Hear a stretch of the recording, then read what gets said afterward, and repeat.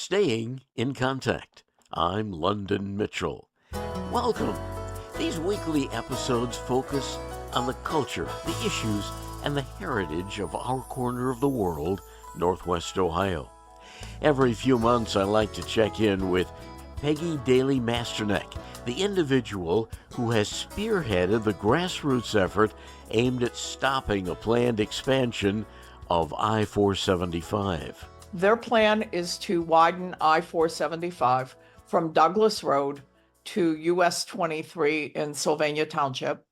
The width for the length of that is going to be 6 lanes wide, except in the segment between Secor and Talmadge that they want to make 8 lanes wide. Now, they'll tell you that there's euphemistic terms to call those lanes something like auxiliary lanes, but the fact of the matter is that those lanes are going to have traffic in them. Those lanes are going to be used by cars. Otherwise, they wouldn't be called road lanes.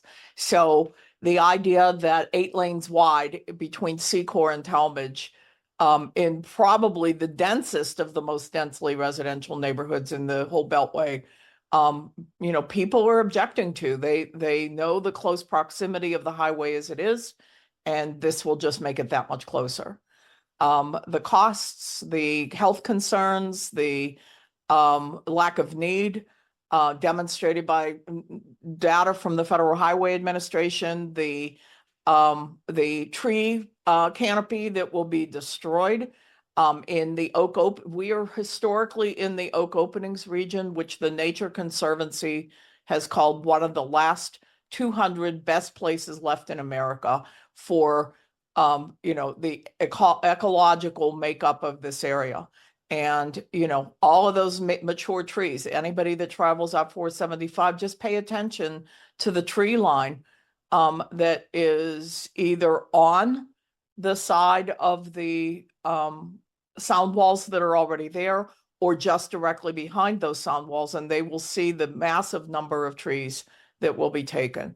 But as important as that is, the biggest concern that I have right now is the health concerns to the neighborhoods nearby. But what are those health concerns from a highway? The health concerns, whether it's by, frankly, ODOT themselves or the American Heart Association, the American Lung Association, a group called the Health Effects Institute, well-known, reputable organizations will all tell you that close proximity to highway pollutants causes an array of health problems. I frankly was stunned when I started digging into, just finding health studies that have been done on everything from dementia to heart disease to asthma to cardiopulmonary concerns for people to premature death. I mean, I think it's the American Lung Association correlates the highway harms to premature death. And by the way, and I hope to mention it towards the end of the podcast as well, but on March the 18th, we are hosting Dr. Patrick Ryan. He has done a 25-year study of groups of children who unfortunately have been raised up their entire lives near highways in Cincinnati. He is a researcher for Cincinnati Children's Hospital, and his research shows cortical structural differences, diminishment of brain gray matter in children who unfortunately had to spend the majority of their lives next to highways because of economic circumstance. Their schools are in those neighborhoods, their homes are in those neighborhoods. And Dr. Ryan has studied these children for over 25 years at Cincinnati Children's. And we are bringing him to Toledo to discuss just that level of health concern, just the pediatric health concerns.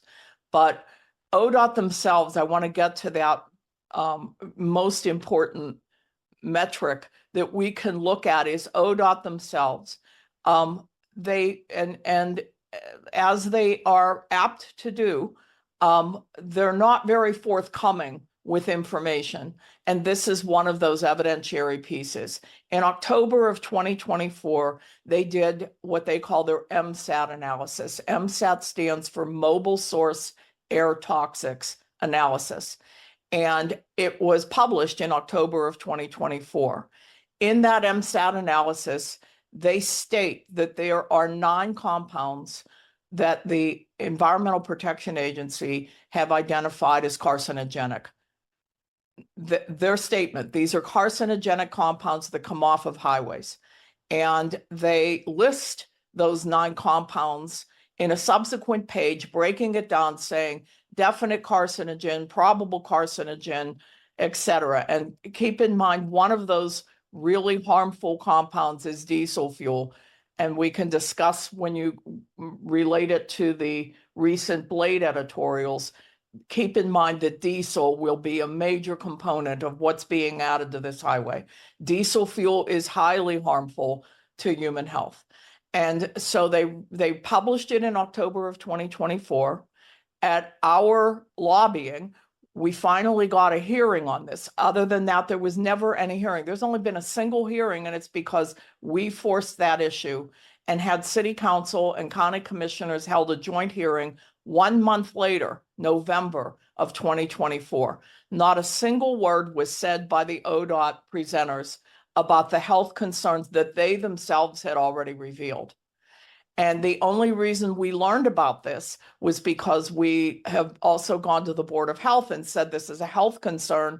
We should be talking about this as a community that is looking at public health.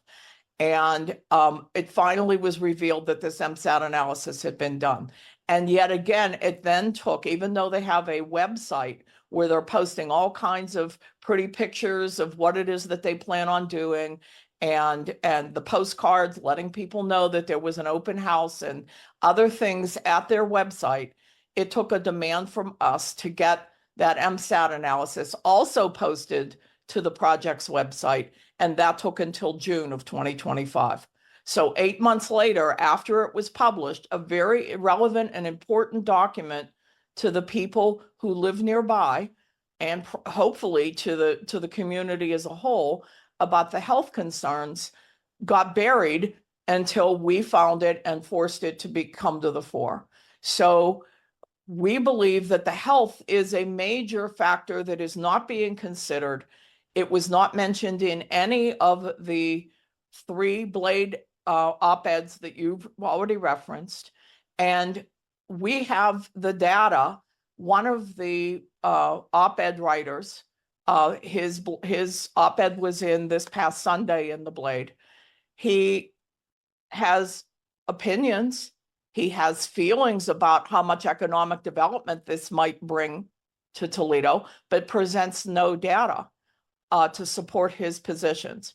We have done nothing but uncover data after data. We source every single thing that we state, and the MSAT analysis for its health concerns is now repeatedly stated in our material, straight up out of ODOT's own mouth.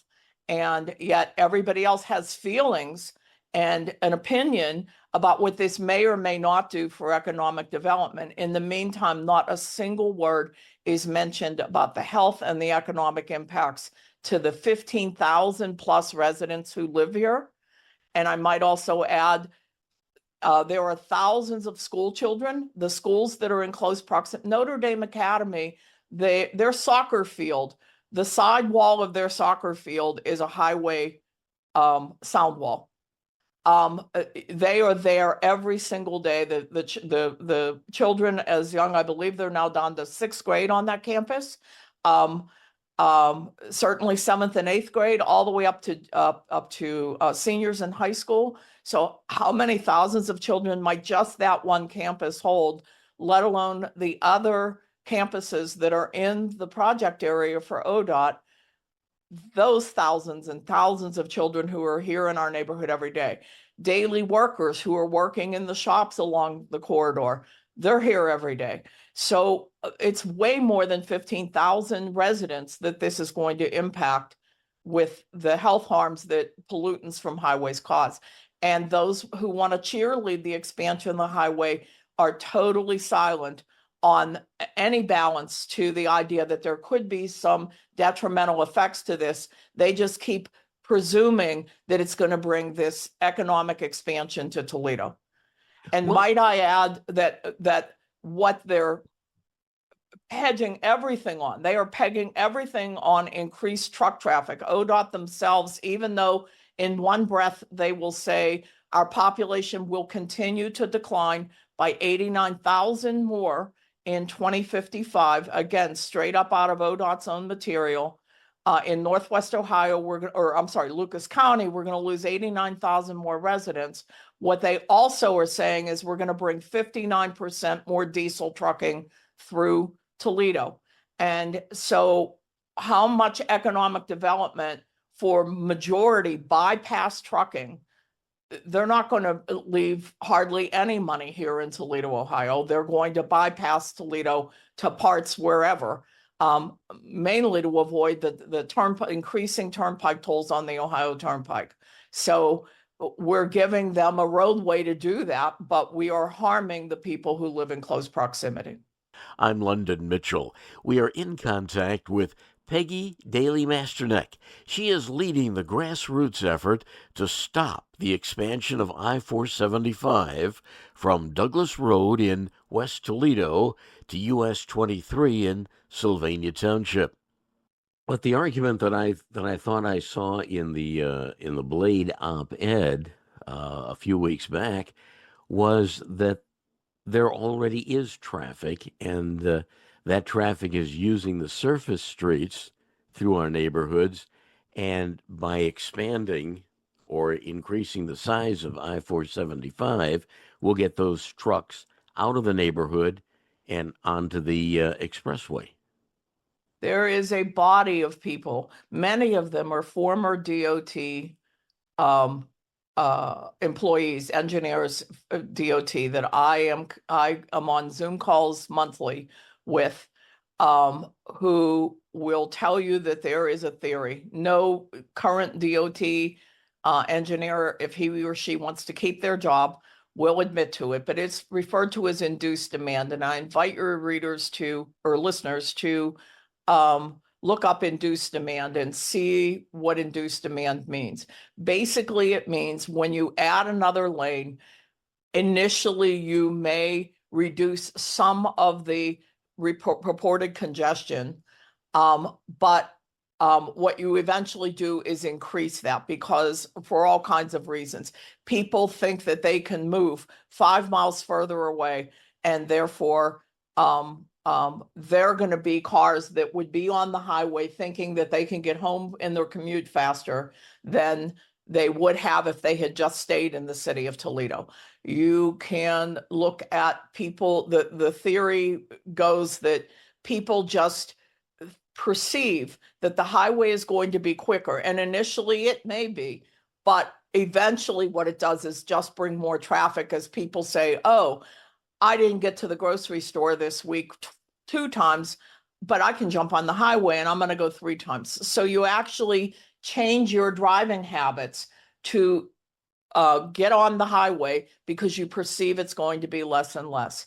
And Peggy, if people listening would like more information about your efforts to stop the proposed expansion of I-475, the best way, the fastest and easiest these days, because our website is glitchy right now, is to email, and we can add them to the email list, and they will get a monthly newsletter updating them. And that email address is i.475group@gmail.com. We will happily add them to the mailing list.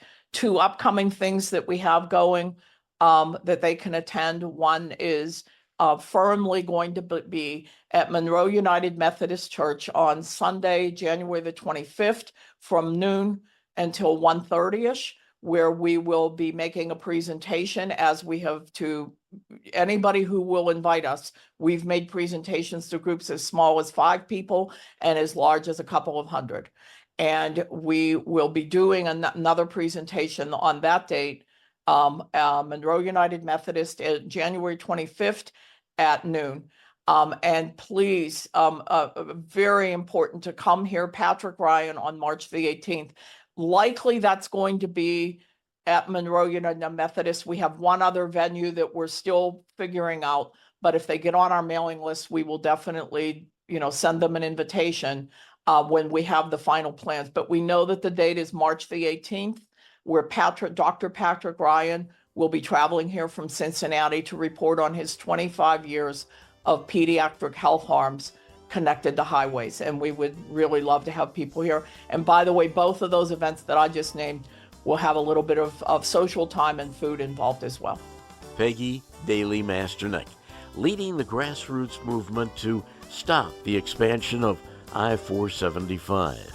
Peggy, please stay in touch. Absolutely, London, anytime. Thank you for the opportunity. And that's our program for this week. Have any thoughts about this program or ideas for the future? Email me, contact@londonmitchell.news. That's contact@londonmitchell.news. And please accept this invitation to join us again next week as we continue staying in contact.